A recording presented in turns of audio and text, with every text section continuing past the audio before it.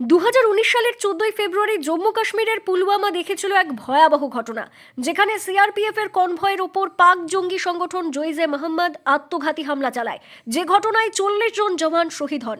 এই ঘটনার পর 14ই ফেব্রুয়ারি দেশজুড়ে ব্ল্যাক ডে পালন করা হয় পুলওয়ামা দিবস।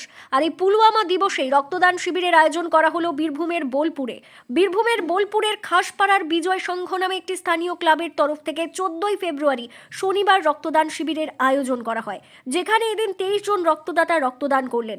ক্লাব সদস্যদের তরফ থেকে জানানো হয়েছে পুলওয়ামা দিবসকে সামনে রেখে তাদের এই রক্তদান শিবিরের আয়োজন। আমাদের 2019 সালে 14ই ফেব্রুয়ারি যে পুলওয়ামা হামলা হয়েছিল, আমাদের ভারত মাতার বীর সৈনিক যে 42 জন জওয়ান একসঙ্গে শহীদ হয়েছিলেন, তাদেরই স্মৃতির উদ্দেশ্যে আজ এই 14ই ফেব্রুয়ারি ব্ল্যাক ডে হিসেবে পালন করছি।